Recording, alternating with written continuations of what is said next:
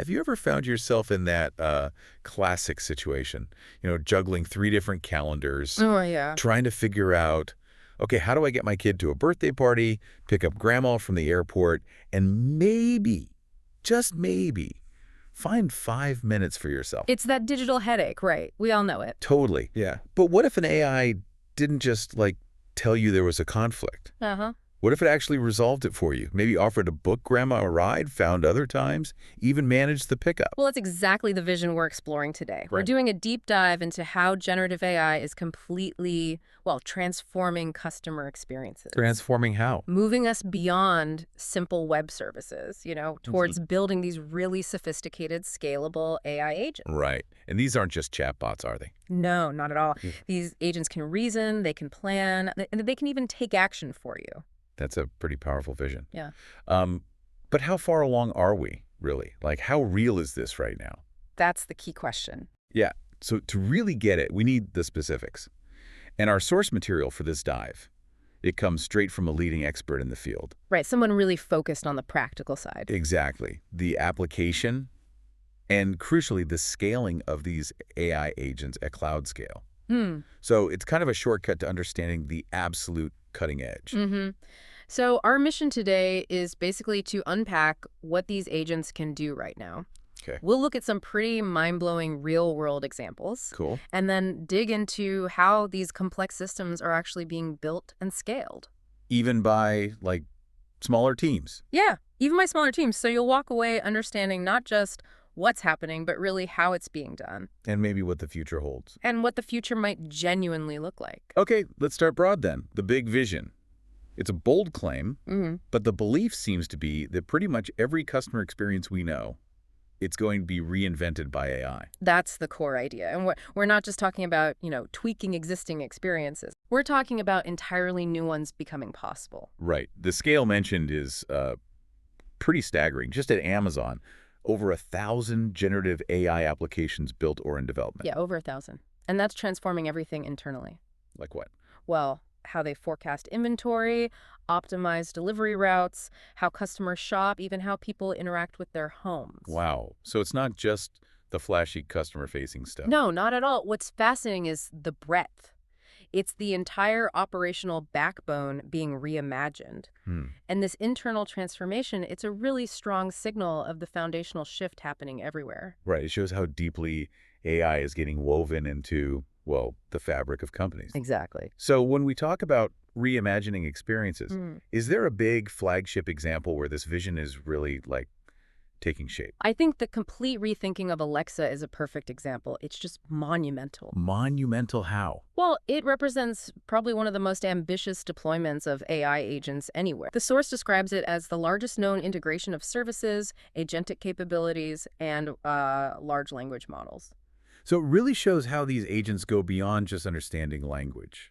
Precisely. They integrate deeply with existing services, existing capabilities to actually do things. Right. And the source material, it had some really compelling demo examples of this. It did. Like Alexa managing a kid's schedule, noticing that birthday party clashes with picking up grandma, Uh-huh, the classic clash. and then offering to book a ride for grandma. See, that's the key. Right. It's not just flagging the problem. It's proactively solving it. Okay. And it can handle, multi-step stuff around the house, too. Yeah, like guiding you through a plumbing repair step by step, Right. or clarifying a complicated shopping list. Like the 2-inch washers for baby teat mom example. Exactly. Or even checking security cameras to confirm if the dog was let out. It feels like a shift from AI being reactive to being anticipatory, a partner. That's a great way to put it. It's fundamentally changing AI from just a tool to an anticipatory partner. The insight there is that the AI is now actively managing complexity for you,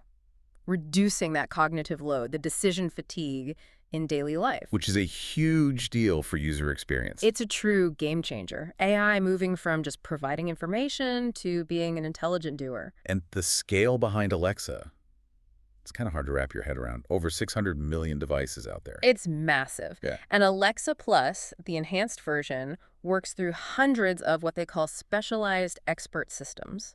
Okay, what are those exactly? Think of them as groups of capabilities, APIs, instructions, and these systems orchestrate across tens of thousands of partner services and devices. Tens of thousands, wow. Yeah, to get these complex tasks done, it really hammers home this idea that the future is full of specialized agents. All working together seamlessly. Exactly, each with unique skills. Which naturally brings up the big question, how?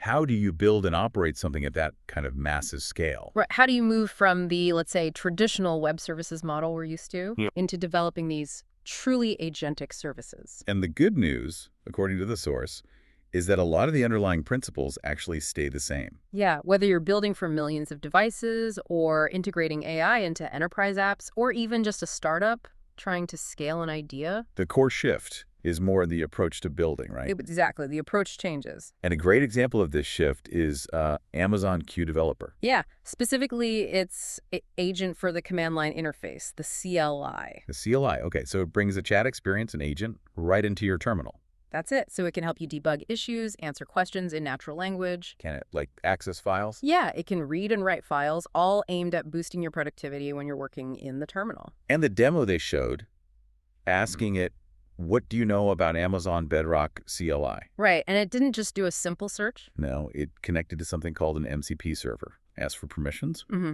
And then grounded its answer in the official AWS documentation, which is key for accuracy. Absolutely. But the thing that really stood out was the speed. Oh, yeah. The speed was, well, astonishing. They built and shipped that Amazon Q CLI agent in just 3 weeks. 3 weeks. It really underscores this execution mode of AI development we're seeing. 3 weeks for that level of complexity just sounds, well, insane. What is it about this model-driven approach that allows for that kind of speed? That's the crucial insight. It's not just the speed itself, but what it signals. Which is kind of a Cambrian explosion for AI agents. This model-driven way fundamentally accelerates innovation. So companies using these methods can just iterate way faster. Exactly. They can potentially out-innovate competitors at an unprecedented pace, rapidly building complex AI solutions. Because they fundamentally resought how you build agents. Right. They move to an approach where the large language models, the LLMs, handle the deciding, planning, reasoning, and taking actions. So the heavy lifting. Yeah. Which frees up the developers to focus on what the agent should do, not telling it step-by-step how to do it. Got it. And this thinking led directly to Strands agents. Correct. Which is now an open source Python SDK. It just came out a few weeks ago. Open source, wow. And you can build and run agents in just a few lines of code. Literally just a few lines. It's designed to be incredibly accessible. And the story behind the name Strands is pretty neat, too. Isn't it? The AI itself apparently reasoned its way to the name. How so? Seeing how it connects the two core parts of an agent, the model and the tool is kind of like the two strands of DNA. That's a great metaphor. It really is. So Strands agents simplifies things by relying on these state-of-the-art models for the reasoning, planning, action parts. Right. So the developer just defines a prompt, defines the tools in code, tests it locally. And then deploys to the cloud. Simple as that. Well, simpler than building it all from scratch. And by default, it integrates with Amazon Bedrock. Using models like Claude 3.7 Sonnet. Yeah, but critically, it's not limited to AWS. Oh. It integrates with Llama, Anthropic, Meta, Llama API, OpenAI, Light LLM.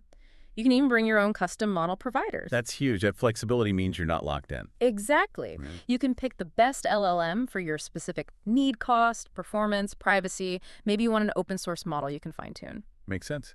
And it comes with pre-built tools. Yeah, over 20 for common task file stuff, API calls, interacting with AWS services, but also tools for more complex things. Like memory and retrieval augmented generation.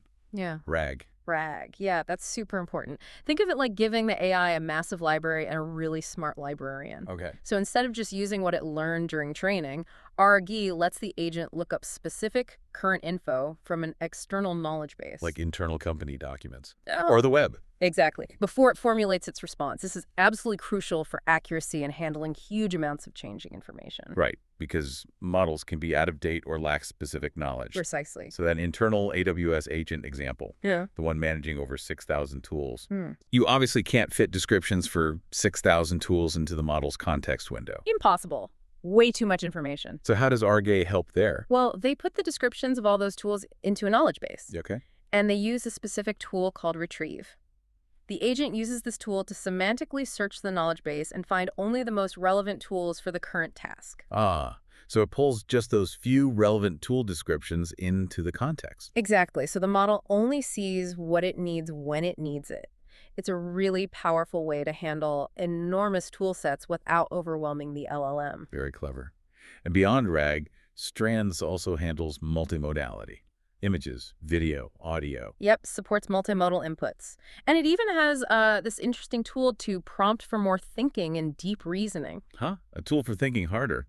That's pretty meta. It kind of is. Yeah. Plus, there are pre-built tools for multi-agent workflows. Multi-agent, like agents working together. Yeah, either in a graph-based structure or like a swarm of sub-agents tackling a problem together. Okay, but if you have all these powerful individual agents, how do they actually talk to each other? That seems like the next big hurdle. It is. That's really the next frontier, communication and coordination. And this is where MCP comes in. Model Controller Protocol. Exactly. MCT is essentially designed to be like a universal language or maybe a postal service for AI agents. A standard way for them to send messages and requests. Right, so they can cooperate and orchestrate complex tasks, even if they're built differently internally. And Strands integrates this natively. It does. So a Strands agent can connect to potentially thousands of available MCP servers and use them just like any other tool. Okay, so how did MCP evolve? Did it start simple? It did. Started with just standard input-output for connecting things on a local system. But that doesn't scale to the cloud easily. Not really. So to scale it, especially within AWS, they deploy these MCP servers as Lambda functions. Serverless functions. Yeah, using streamable HTTP. And they leverage existing deployment tools like AWS SAM. So they're not reinventing the wheel for scaling. Definitely not. By plugging into that existing robust serverless infrastructure, Lambda, SAM, they get massive scale and reliability without building custom servers for every agent. Leveraging the cloud's power for these new AI capabilities. That's the idea. And the demo they used to illustrate this, that was kind of fun. The Dungeons & Dragons D20 dice roll. Yeah. Sometimes the simplest demos make the point best. So they made a roll-a-dice tool, hosted it as an MCP server on a Lambda function. The Strands agent connects to it through an API gateway URL. You ask it to roll a D20. And back comes the result. 7 in the demo, I think. Yeah, it's a fun way to show a powerful concept. Agents calling other services through a standard protocol. Exactly. And what's really significant beyond the dice roll is that once these MCP servers are in the AWS Lambda ecosystem, They get all the benefits of Lambda. all the existing features, capabilities, monitoring, security, plus access to any other applications developers might have already built on Lambda So it connects the agent world to the existing serverless world. seamlessly. It's about leveraging that huge existing infrastructure for these new agentic possibilities. And it seems AWS really sees the importance of these open protocols like MCP. They do. They're actively contributing to the MCP steering committee and the community around it. They clearly believe this is fundamental. Just the beginning. Yeah. Yeah.